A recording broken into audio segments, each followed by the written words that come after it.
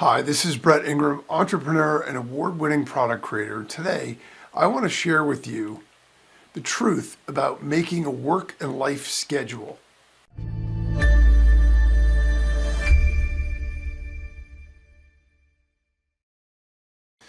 Okay, pure confession here. In theory, I don't like schedules at all. I was always resistant to schedules. I was always resistant to the idea of putting myself in a position where I had to go off of some digital sort of guidelines or some written list that tells me what I need to be doing at every given moment of every given day. I thought the idea of that in general just sort of makes me bristle, and I don't really like it one bit. Or at least elements of schedules. So there are things about it that I liked, but for the most part, the idea of working off a schedule, living my life off a schedule was something that I just couldn't really get my arms around. I found it a little bit too concrete. You know, once you put everything down, it's sort of like you almost feel robotic. You just go through the steps, you knock down the pins, and then you rinse and repeat, and it's on to the same thing the next time. So it makes life, at least in theory, a little boring. It makes it a little bit predictable. It makes it a little bit sort of static. And I always felt the idea of creating a schedule and working off a schedule, I also found, in theory to be confining. I want to be able to just be freewheeling and do my thing. And, I know that I'm motivated and I'm going to be able to get things done. So what do I really need it for? I always felt them to be a little bit unnecessary, too overly structured. It makes everything feel very contrived and everything else. And I guess on some level, sort of kill the magic and mystery, right, of your day, of your life, and all the things that you've got going on. But the reality that I experienced has actually been really quite different from that. So if I rewind a little bit and I go back to, pretty much, I'd say the start of business, because when I was working a job, I had enough of a schedule where I was naturally already on that, right? I had to get up in the morning, had to get my kid off to daycare, and then I had to get into the office, go through my work day. I had enough things scheduled in the work day that's really, the structure was already there. But the minute that you transition into an entrepreneurial situation where you're the CEO, you are the manager, the director, whatever you want to call it, and you are the person that's in charge of your own schedule, at that point, it feels as though, okay, well, now I'm in charge. Now I don't need to live this way. I don't need to have that. And so I was always very schedule resistant. And even when I got into being, an entrepreneur and being into owning a business, I still felt as though, look, I'm smart enough, I'm driven enough, right? I'm a type A high achiever, so I can think on my feet.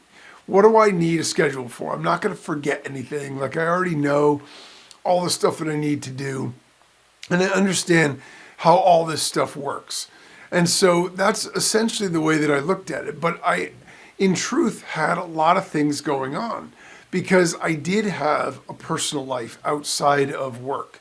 I already had a family. I had other things going on.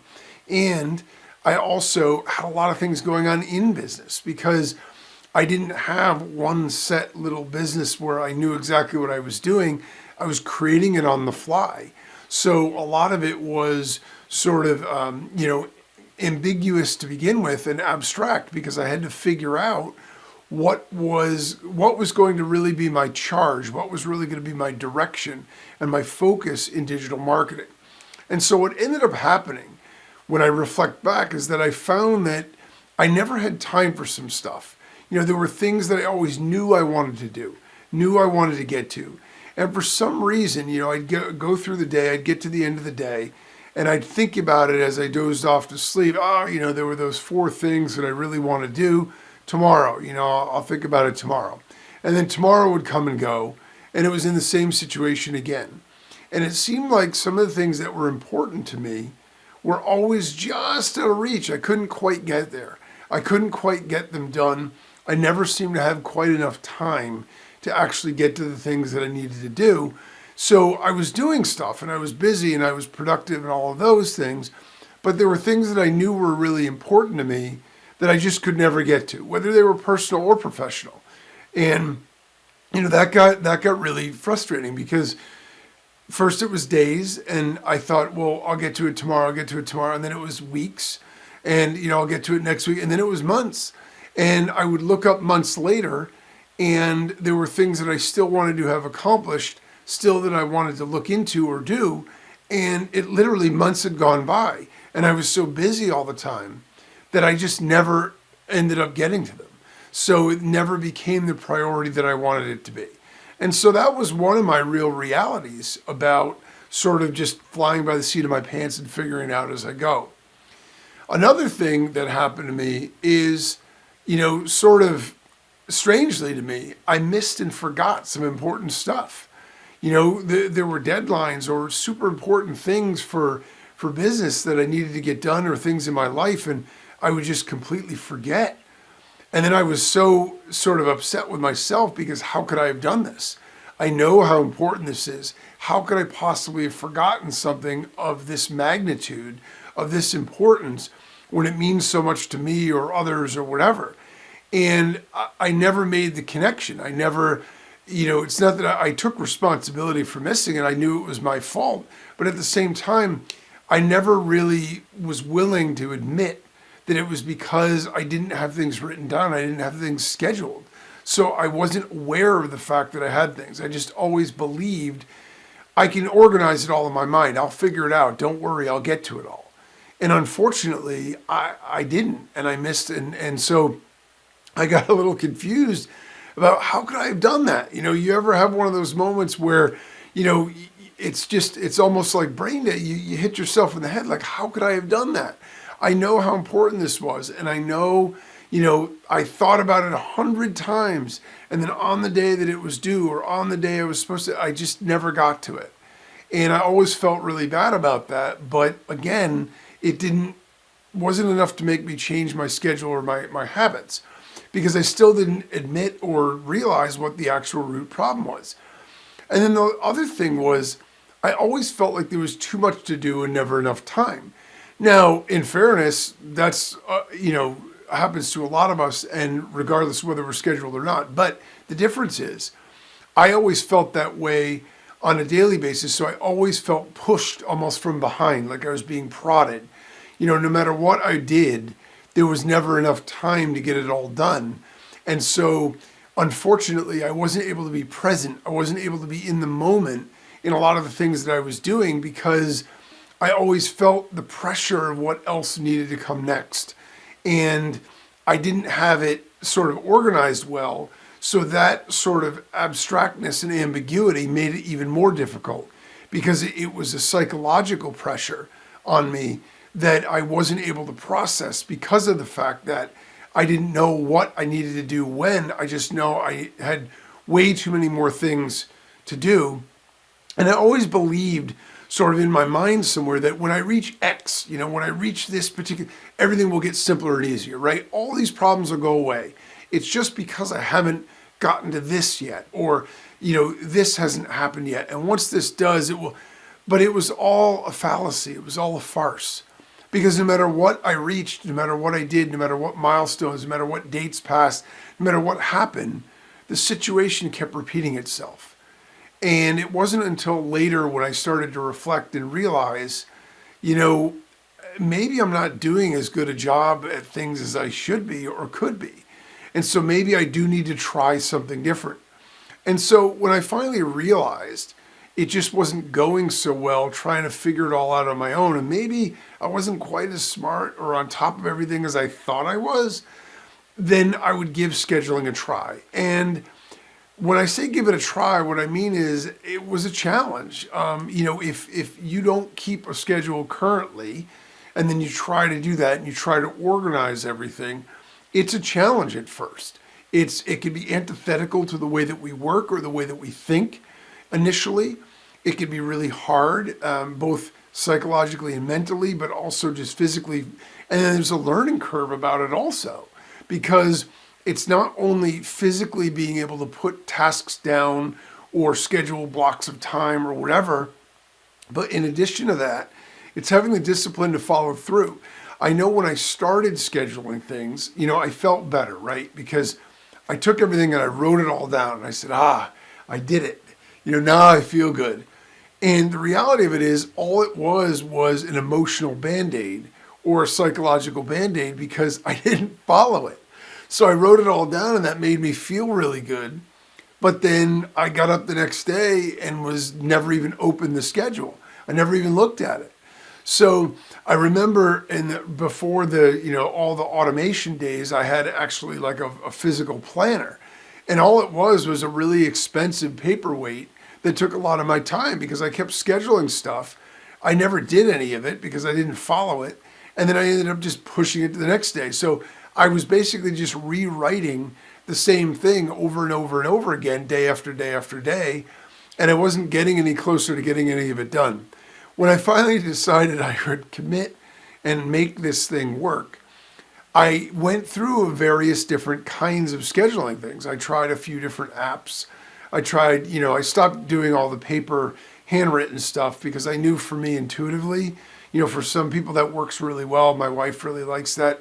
For me, it doesn't really work. If I have to handwrite everything and then carry stuff around with me, my whole life is digital. So at that point, it just becomes difficult and I know I'm never going to use it. So I tinkered with and played with some of the online tools. And once I finally figured out one that I could actually get my arms around and figure out how to use it and use it in a way that makes sense for me, right? You have to find a tool. There isn't one way to do this. We have to find a tool that resonates with the way that we work and that intuitively we understand and will be able to commit to it. The best scheduling tool in the world, if we don't use it, is useless, right? So it takes practice, it takes commitment, and it takes learning how to make it work for ourselves, and the way that we work mentally and physically and logistically throughout our day. So now I have to say, if I fast forward and I take a look at the way my life has been since I started using schedules, if I'm being honest, using a schedule, I actually get more done. I really do. I know what I need to do each given day. And so I don't spend the first 30 minutes trying to figure out or prioritize in the morning because I already have that stuff laid out. I already knew when I went to bed last night that I needed to do my episode today. I knew that I need to shoot a webinar video that I'm doing. And I know that there's a couple of other things on my list that are the highest priority. Once I get through those, if I have more work time, great. But if I don't, at least I know the priority stuff that I needed to do gets done. So along that same line, I get to stuff that was always out of my reach because I prioritize it. So now there may be something that I'm thinking today, hey, that's something I'd really like to be able to look into. And maybe today it's not a priority, but it's on my list, it's on my schedule. So what happens is, if a day goes by and then another day or a week or 2 weeks or whatever, eventually when I see it there, I say, you know what, now it's time for this. I really want to make this happen. So if I wasn't able to get to it throughout the sort of extra time that I've got by getting my other stuff done, then I will rise it up in the priority list so I make sure that I get it done. The webinar, back to that same example, was something that I've been thinking about doing for a few months. And it just was never enough of a priority, and I was okay with that because I recognized it was there, but I had other things that were more important. Once I got to a point where I said, you know what, this now is a priority. I want to get this done because I want to see what kind of results this generates so I can make some more adjustments and decide what to do next. So I moved it up the priority chain, and over the past week, I've been able to get it done. And so now it's no longer on the bottom of the list getting carried over day after day after day. So I was able to prioritize that, able to make that a reality and get it done. And I'll finish that off later today. So the other thing about it is that I get most important stuff done. So all of the most important things that need to be done on every given day get done. Now, sometimes those aren't the glamorous things. Sometimes those aren't the things that I want to do that day. I have stuff I'm a lot more excited about getting done. But if I was just going by my own mind and my own like frame of reference and desire, then I would just focus on all the stuff I want to do every day. But then some of that really important stuff would never get done because I don't really want to do it, but it has to get done. And so now I'm able to get the most important stuff done. I rarely, if ever, forget anything that's super important. I'm not perfect. I mean, obviously I still do, but for the most part, because I have my schedule, I know, and it's my own reminder. And so that's really, really awesome. And then while I still have a ton of stuff to do, and I still feel that pressure and that draw to always want to get more done, the fact is I have a much easier time now drawing boundaries because I know that I can recognize my achievement. I can recognize my accomplishments. I can look back and say, well, today I did A, B, C, D, and E here. So yeah, I still have to do, F, G, H, I, and J, but those can wait till tomorrow. I'm going to go do this for fun later, or I'm going to go do this that's a little bit more indulgent or something that I want to do because I've earned it. I've done enough other things to make it so that is possible. Because the fact is, and it's important we recognize this as entrepreneurs, there is no such thing as a finish line, right? We're always going to be pushing the line further.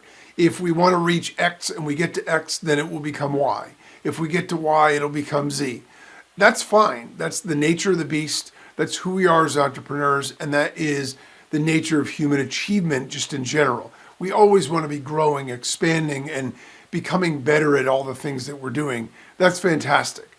But we need to balance that and temper that with having some sort of a personal, life within our business life as well. And so by being able to visually see that, instead of just feeling the pressure of what more needs to be done, we can say, you know what? We nailed this today. It's time to go have some fun or do something else. That also recharges us, refreshes us, and makes us ready to hit it again tomorrow and kick butt yet again. So I can see what I've done, right? And that allows me to give myself permission to have me time or to have time off. And that's a really powerful thing for us as entrepreneurs, is to be able to give ourselves permission to take time off to do the things that we want to do, because we do earn it if we're working hard and we're getting our stuff done. And so the long story short with schedules is that now I actually swear by schedules, because the great paradox is that I always thought it would be confining and limiting and sort of unromantic, right? You have this schedule, it's like, ugh, you got to go off this sheet or this list of things, and I want to freewheel it and do my own thing. The reality is exactly the opposite. It's liberating. It's expanding, and it's awesome, because once we work through that and we realize, hey, I knocked all those things out of the park today, now I can do whatever I want for me. I can schedule that time in, or I can do it once I get the other things done. But both for actual achievement and also for mental, psychological, and emotional well-being and balance, they're actually awesome. And I'll tell you a funny story. My older son actually is just like me in the sense that he's very schedule resistant. He's feels as though it would be confining. In fact, when I shared with him this story about the fact or the idea that I know you feel that it's limiting and confining, but the reality of it is it's actually liberating, he smiled, because I knew exactly how he felt about it, because it's how I felt about it. And, he's still working through it too, sometimes better than others. But the fact is, he's also a lot more productive and a lot more effective and everything when he's working off a schedule and has a list of things that he needs to get done. So schedules actually have many benefits. They help keep us focused. They make us more efficient.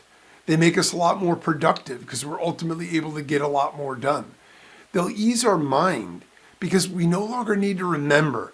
One of the great things about putting it all down in a digital app or on paper is that it frees up our mind from being overwhelmed and going in around and around and around in a circle about all the stuff we got to remember, because it's all down there. We can discharge that and move on. We can visually prioritize. So if we have too many things to do, and they're all down in front of us, we can look at that and say, you know what, today, this is the most important thing. I'd rather do this, but this is the most important, so let's get this done. So it lets us always make sure we get the most important stuff done. We can also see a record of our accomplishments, which is really powerful. You know, when we're always on the hamster wheel, it can feel as though we can never get enough done. So we never stop enough to acknowledge and recognize and appreciate the accomplishments and the things that we've done. And so by having it all in a written format like that, or digital written format, we have the ability to look back at that and recognize how far we've come and what we've done. So it also allows us to allow for planned and deliberate balance. Instead of, hey, I got lucky today, the stuff all got done, so I have a few extra minutes to watch some TV, we can plan that into our day. If we plan the stuff we need to get done, we can plan an hour or two or whatever it is for ourselves too, to do the things that we want to do, to watch the big game or watch our favorite TV series or go bowling or whatever it is, right? And so it allows us to check all of our life boxes, because all the important things, our relationships, our personal life, our professional life, all those other things, we have time because we can schedule them in to make sure we get all the stuff that we need to do. It also helps us meet deadlines because it's easy to have reminders and not forget the stuff that's important. So we ultimately get more done faster, and there are a bunch of other benefits to it also. So the takeaway here is that using schedules in our work and our lives can seem stifling, limiting, and confining, but paradoxically, the reality is actually the opposite. When we know what we need to do, we can plan accordingly and be the masters of our time instead of being mastered by it. When we can get more done, we can have a greater work-life balance, we can feel happier and more satisfied, and have peace of mind all at once.